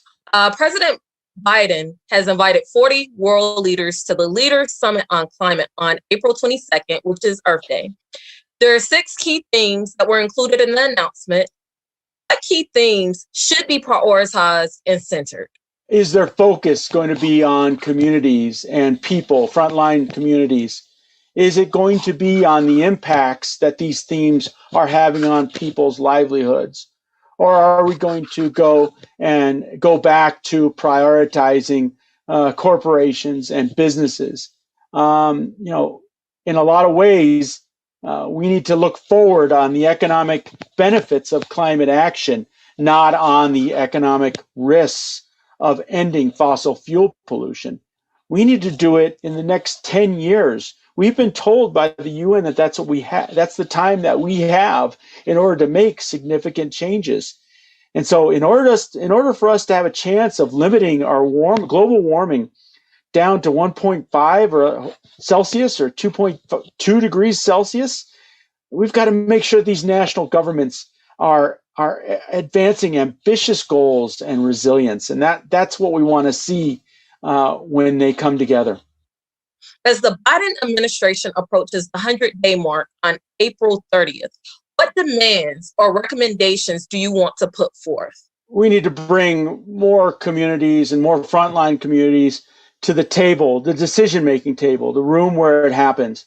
We really have a lot of significant demands when it comes to water. We want to rescind the Trump administration's dirty water rule, to make cars more efficient with their gas mileage. We need to reduce greenhouse gas emissions by setting strict limits of air quality standards for our health, for our children's health. And we need to halt issuance of waivers to environmental pollution laws that have been allowed since the onset of the COVID-19 pandemic. We don't have any reason why, we never did, why corporations should be allowed to freely pollute during the pandemic. It was a catastrophe that this was allowed to happen. Mark Magana with Green Latinos, Taylor Morton with We Act. Thank you so much for joining us for the We Shall Breathe Summit. I am originally from Louisiana. All right now, I like that. When Katrina hit New Orleans, 1,833 people lost their lives. Now, if you can go to a place that if they were hit by a Category 1 storm, it would have more disastrous effects. I said, well, where is that place? I'll be there. They said the Hampton Roads, Norfolk area. A rock from space slammed into what is now Virginia, and besides really ruining the days of a couple of dinosaurs, it also left an intense crater, which made the water around what is now Norfolk deep. There's probably not another locality that's facing the challenges and the threats around water. I'm not trying to see my area on the news talking about body counts and we can't find this person, we can't find these people. The naval base in Norfolk equates for the largest percentage of any industry. There's also the Langley Air Force Base, NASA. But all this military infrastructure is going underwater. The government must be working on fixing this show, right? No, my friends. The flood wall stops where the public housing area begins. St. Paul's, like many public housing communities around the country, is more prone to climate flooding than the rest of the city, further complicating the question of what to do about public housing and families who need housing support. So you're looking at multiple billions of dollars to try to build a living with water situation. Got to rebuild it back in a way that lives with the water. So they offer Section 8 vouchers and things like that to get people to move other places. People are running out of places to go. Hold up, how are we the ones being hurt the worst by a climate crisis that we contribute to the least? We used to mainly smell car fumes, and we didn't smell them anymore because we were growing things. You spend your life in trying to transform it so that privileged people can then just push you right out? My God. It's a long process. It's like you say, it takes a whole village.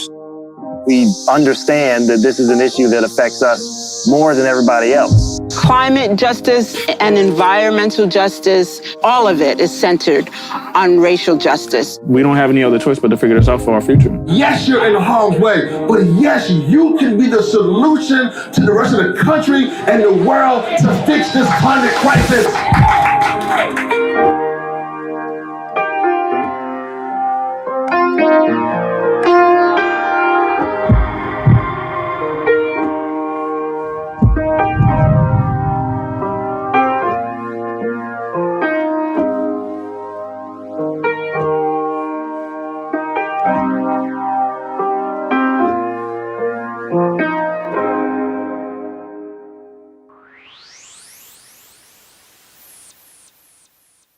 Our president and founder, Reverend Yearwood, has always coined and said this. He said, either we shape policy or policy shapes us.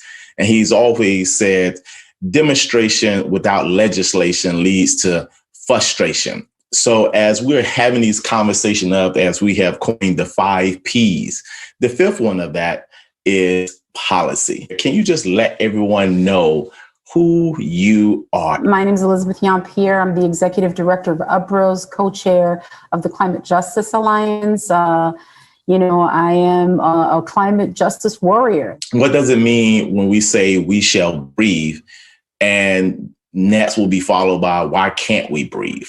Sarsour, that's a really important question, particularly those of us who come out of the environmental justice movement, because many of us went into this movement because we wanted to exercise our right to breathe. Literally, breath was being taken away from us. I'm glad that you're calling it that, because literally that's what we're talking about, the fight for our breath. And literally, wealth was built on the backs of our communities, and our life was only essential to the extent that it could build wealth for people who are now, who are still fighting against us and who are still perpetuating policy and practices that are taking breath from our communities. What are some of the stories around policy in your communities that are stopping us from breathing or stopping us from doing what we need to do?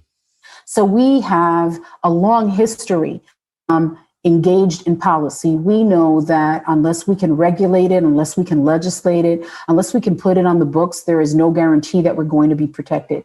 You're seeing in Georgia right now the undoing of protections to make sure that Black people don't have voters' rights. Right now in 2021, you're seeing that. So clearly, people who don't care about our lives understand the power of policy, the power of legislation, and they want to be able to legislate racism, right?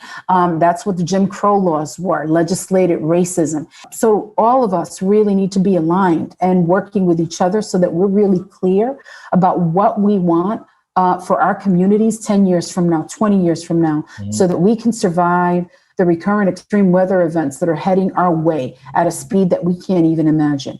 As the Biden administration is approaching the 100-day mark, April the 30th, what demands or recommendations do you want to put forth? So that's a great question, because everyone all over the country is looking at what they're doing. They're looking, at the 40% of resources that they want to move to frontline communities. The current narrative sets 40% as the goal, which implies a ceiling, and that's the minimum of what they should do, because again, it's literally 40% against a baseline of decades of massive underinvestment on top of centuries of land and labor theft and enslavement and exploitation of people of color and BIPOC communities. Now, what we need to find out is whether they have the political will and whether or not they are willing to commit to going as far as possible to take apart the systemic racism that got us to where we are right now. I love how you say that 40% is not the ceiling, it's just the base. You got to account for everything that you extracted, everything that you have taken, everything that you have exploited. So 40% won't even catch us up. And they're always asking us to compromise on justice, compromise on lives. And we have been moving slowly in this country to make the privileged comfortable. It's for their comfort and our lives, literally. And so it's going to require a different kind of thinking and a different kind of courage. Now I want to talk about that there are corporations who claim to be doing the right thing, right? So what is the role of these corporations and industries as it relates to climate change? Well, corporations have been benefiting from public welfare for generations. They have been subsidized heavily. We want to work with businesses that are rethinking their corporate structure, that are thinking about their capitalist models. We look at businesses like Patagonia working really hard to think about what is a responsible, sustainable business that treats workers and communities with love and respect. You look at a company like Amazon that is dropping money in the climate movement while at the same time abusing its workers and engaging in practices that violate human rights, right? There is an inconsistency. And I think that the culture of this country has been that if you engage in bad behavior, all you need to do is pay a little bit of money, and then that is going to go away and you're going to look like a good player. That people can see through that. We're now living in an age where information is shared really quickly, and so they can't hide under that cloud anymore. Any business that thinks that they're going to continue the way they are is not going to survive. President Biden and his administration, as we know, he will be inviting leaders on the Summit for Climate on April 22nd, Earth Day. What things should be prioritized and centered? World leaders need to prioritize the needs and the impact of climate change on the global South. They need to engage in dialogue with community leaders. And when I mean community, I'm talking about people of African and indigenous ancestry. If you look at what's happening in Africa, in the continent of Africa, and the River Niger, That's deep, serious contamination that has destroyed the ecology, the health, and the survivability of people because of U.S. corporations. They're responsible for making reparations for that. And they can't just be dropping dollars to support their solutions, their false solutions, which is what they'll do, because they also confuse you with the funding. They'll say, oh, we've put this many dollars in addressing climate change. And when you break down the money and you follow it, you know that this percentage went to corporations and this percentage went to exactly. Same old game. How is pollution, the pandemic, police brutality, poverty, all of these things, how are all these things connected to policy? You know, the climate justice is grounded in racial justice and equity and the needs of our communities. And our communities don't have the luxury of choosing between one issue or the other. I would discourage people from getting their solutions from people who don't live where they live, who don't look like them, who are using them to support their agenda, and to trust that those of us who are descendants of the civil rights movement are working really hard to come up with recommendations and policy recommendations that honor them, that honor our families, and that honor our ancestors. I would ask folks to have hope and to support the folks that are literally working 24/7 for justice in this country. We thank you. And we thank you for the love. And that's the point I wanted to make. The love that you have, not only for yourself, but for our people. Ashe, thank you so much. Really honored to be in community with you all the time. So de corazón, gracias. Thank you. Yeah,